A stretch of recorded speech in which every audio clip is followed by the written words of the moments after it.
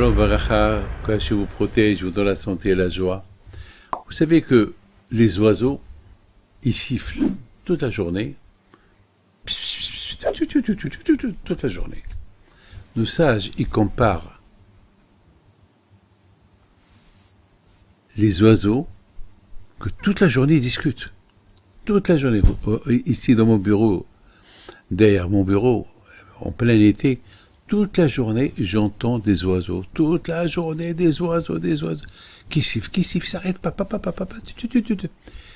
Nos sages, ils comparent les oiseaux à ceux qui critiquent, qui parlent de la Lachon Hara.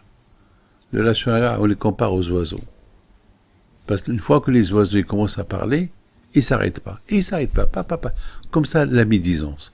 Celui qui parle la médisance, il ne s'arrête pas. Il continue. Maintenant, nos sages, ils disent que la Torah est l'extraordinaire. Que celui, à l'époque, celui qui avait la lèpre, c'était à cause de la médisance. Aujourd'hui, malheureusement, il n'y a plus la lèpre, mais il y a d'autres maladies. Il n'y a pas pire que la médisance. Il n'y a pas pire que critiquer quelqu'un. Vous savez, critiquer quelqu'un, faire du mal à quelqu'un, c'est le détruire. C'est détruire l'image de Dieu. Hachem, il a créé quelqu'un, et toi tu le détruis. Avec une mauvaise parole que tu dis sur lui. Tu l'as cassé, tu l'as détruit. Tu l'as rendu un autre.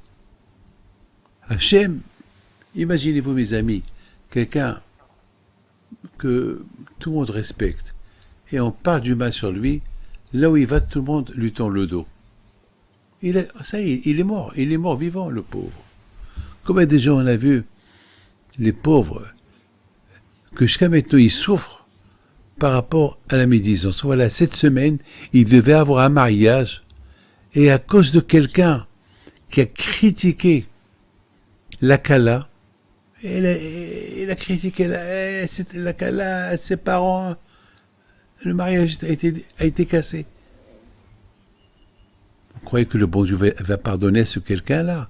Combien il faut faire attention à la parole? Alors maintenant, à l'époque, il y avait celui qui parlait du mal. Alors, il avait le bon Dieu, il lui envoie la lèpre pour qu'il fait teshuva. Mais une fois qu'il est guéri de la lèpre, ça veut dire que le bon Dieu l'a pardonné la faute qu'il a fait. Maintenant, comment il se faisait pardonner? Il a porté deux oiseaux au Beth Amikdash. Deux oiseaux. Alors, il prend un oiseau et il l'égorge, et il prend l'autre oiseau vivant, et il met sa bouche dans le sang de l'oiseau qu'il a égorgé. Et après, il le prend, il l'envoie. J'ai pas compris pourquoi. Mes amis, vous avez de la peine ce que je suis en train de vous dire. Vous avez beaucoup de la peine. Ah, le pauvre oiseau, il faut l'égorger, et tu prends l'autre oiseau, et tu mets sa bouche dans le sang de l'autre qui a été égorgé. Oh là là, quelle cruauté. Pour les oiseaux, tu dis ça c'est la cruauté. Mais ce que toi tu as fait à ce monsieur-là en parlant du mal de lui, c'est pas cruel. Parce que comme étant il est à la rue, il a divorcé. Combien du mal on peut faire à quelqu'un parce que on a parlé du mal de lui. Les gens, ils ont de la peine pour les animaux. Bien sûr, il ne faut pas faire du mal aux animaux. Mais en général, les gens, ils ont de la peine pour les animaux. Mais ils n'ont pas de la peine pour l'autrui, pour quelqu'un. Vous savez, mes amis, combien j'entends.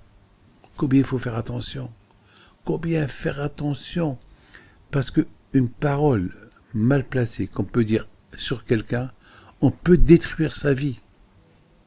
Combien des gens ont été détruits par des paroles sales, la médisance des autres. Alors c'est vrai, c'est pour cela la Torah elle nous donne un exemple. On prend deux oiseaux, un vivant et un qu'on va l'égorger, et on prend le vivant, on prend sa bouche, on la met sur le sang de l'autre qui a été égorgé, et après on l'envole. Ah, quelle cruauté! Ah, ça c'est la cruauté. Mais ce que tu es en train de faire ton copain, c'est pas cruel. Mes amis, Beaucoup des fois, on tue quelqu'un en parlant du mal de lui, et nous, qu'est-ce qu'on fait? On s'envole. Allez, on oublie. Entre l'autre, le pauvre, il est en train de crever. C'est ça ce que la Torah veut nous apprendre. Mes amis, combien il faut faire attention à la médisance. Combien il faut faire, à tel point que nos sages ils disent que la médisance, elle est pire que l'idolâtrie. Un homme qui fait l'idolâtrie, la médisance, elle est encore plus grave que celui qui fait l'idolâtrie. La médisance, elle est plus grave que l'adultère. La médisance, elle est plus grave qu'un crime. Pourquoi? Un crime, tu tues quelqu'un, ça y est, tu l'as tué. Ça y est, il est mort.